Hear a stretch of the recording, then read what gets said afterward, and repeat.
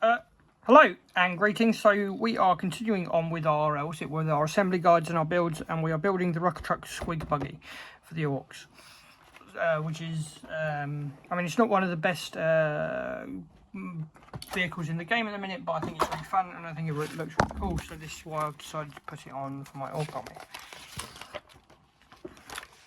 So the fact of the matter is that we want to try and sub-assembly as much of this as we can as possible, because of course we are going to need to try and paint as much as we can. Also, I want to try and, if I can, paint the squigs to look as individual and unique as possible.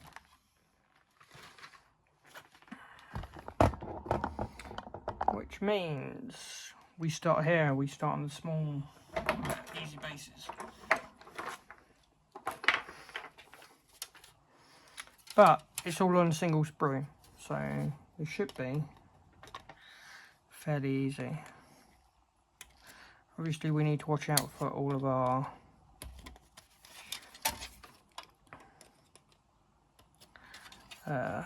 mould lines,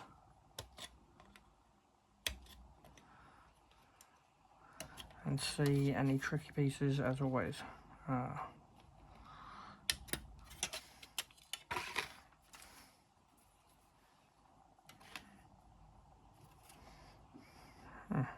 The numbering on this, as always, is stellar from Games Workshop, because as you can see, 1051 like Y.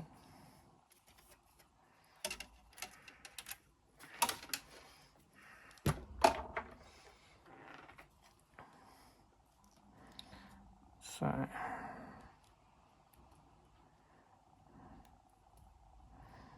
just need to tidy up our thing.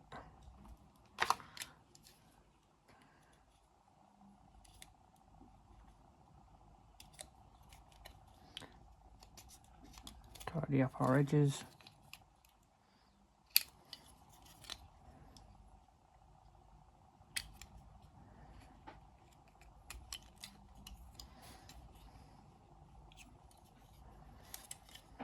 And tidy up our front, which I'm pretty sure, I mean, looking at this, it's probably gonna, yeah, it's definitely gonna get reversed. Right, so number 10 goes on this side, which, there it is. Right.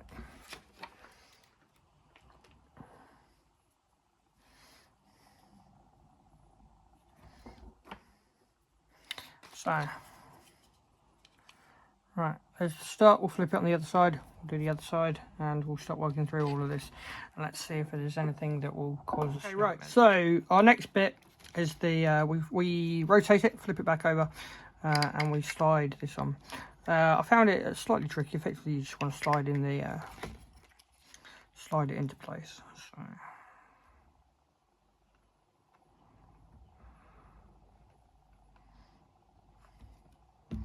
Once it all slops and slides, you just need to line these bits up with the hole there. But there are a lot of squigs in there, and it looks like there's something that's going to be standing on top of them. So this is going to be an interesting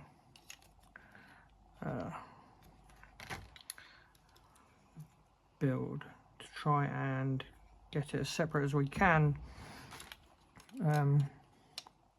for our paint job.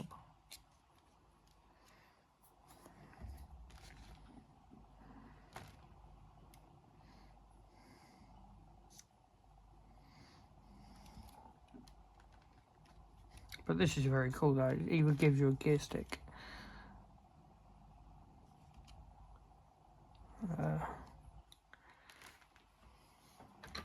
Right, and then we have this, the front bumper bit, which I think, nope, wrong way around. We'll go with the front here. So let's just glue.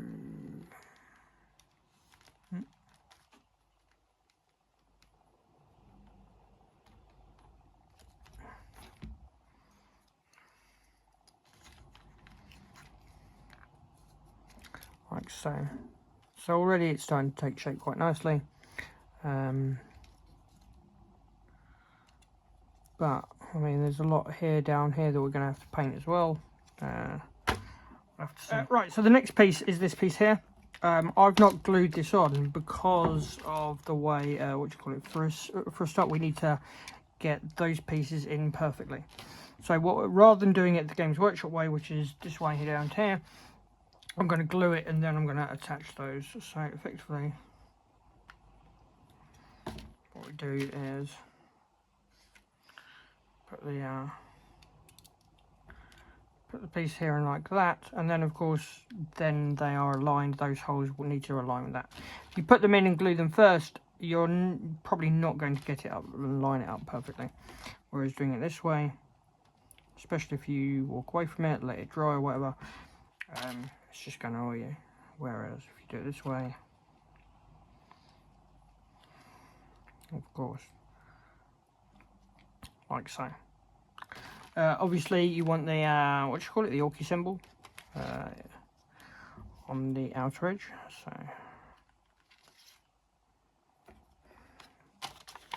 again, we do exactly the same.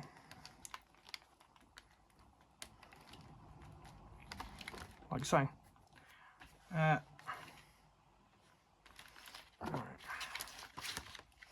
And now, again, I have no idea why they've done it this way. Rather than a normal standard booklet, they've done a fold out.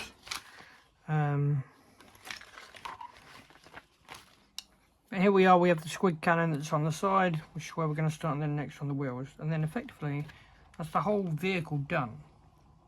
And then it's a case of doing doing all of the ORKS, which is probably where we're going to keep it separate and ready for the painting. So we'll do the vehicle and then we'll do the ORKS. But we'll see. So our next piece is the this is the driver. This is the ORK driver. So I've just sort of been fiddling with effectively the steering wheel. What you have to do is, the way I found it easier, is to turn it upside down. You've got to make sure that this piece, because obviously that's the bit that he's driving, make sure that that piece is facing outwards, and then just sort of slot it in to position on this this hole here, and then just line it up like so.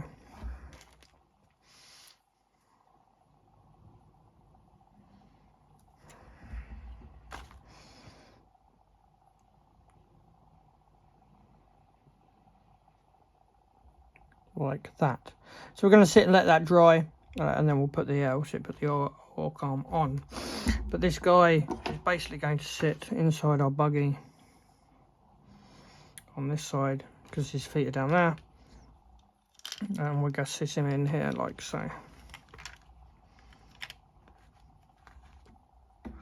Which, something I've also noticed, which is quite amusing, is that because this is made by Games Workshop, the driver is on the British side of the car, because this is the side that we drove in England, and your passenger is here. So that's also that's something that I hadn't really noticed before, but I mean, makes sense, I suppose, with a British company. But I thought it was quite amusing, especially as the original ORK buggies were based on like Mad Max and things. So yeah. But we'll let this guy dry for a bit. Then I'm going to make the make these grots, who are just going to sit in in here and here, and then you've got the cage, and then we've got those ORKS. Which I think what we're going to do is we're going to paint. We're going to glue this guy in, and his passenger grots, and the the grot that's going to sit there, and put the put the roll cage bar on, and then these ORKS will keep separate, and they're extras ready for the painting and space in the back. Right, so here is the the Squigbuggy finished. I am not going to glue anymore until it's painted now. I've glued in the in the driver, and already I can see that the feet in here are going to be a challenge, and several pieces in here, especially as this is all open. Now, for a start, we have we have the small grot that's going to sit in the back here, wherever he goes. Where is it? Hold on.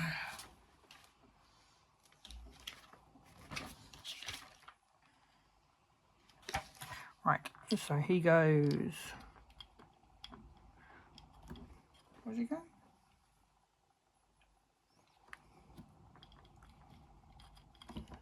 Ah, there he goes. Right, so he stands there. We have this, what do you call it? We have the small grot here that puts his arm on, what do you call it? On the gun there. Like.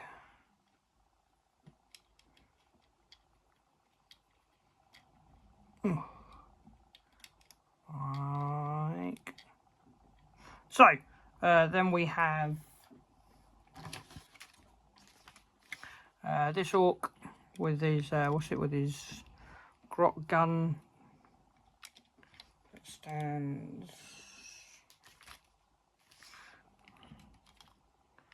like so. This guy sits on the back here like that, and then we also have the cage piece here that comes over the top like that. But the fact of the matter is that this is as you can see, this is going to need some wedging in, and I mean, when you look in like that section, it's just going to be irritating to paint this paint this grot. So I'm going to keep it separate. The booklet gives us little tiny extra bits to put on. I'm not going to bother, just because they're fiddly and annoying, and I think it looks great without. But hopefully, hopefully this has been informative and helpful. I'm also not going to put on the base, because as I've done many times over, and I'm sure you've seen, I do my bases separately. So I will do this base separately too. Like I say, hopefully this has been informative, hopefully this has been helpful. If it has, please drop me a like, drop me a sub, throw down a comment, let me know what you want to see in the future. I have mandrakes painted that I've done very recently. I am working on Cow Pathfinders for a tournament, although I've not done a video for these, but they are they're coming up, and there's lots more in the future. So and I've started painting Beta Decimal. So thanks very much for watching anyway, and I will see you in the next one.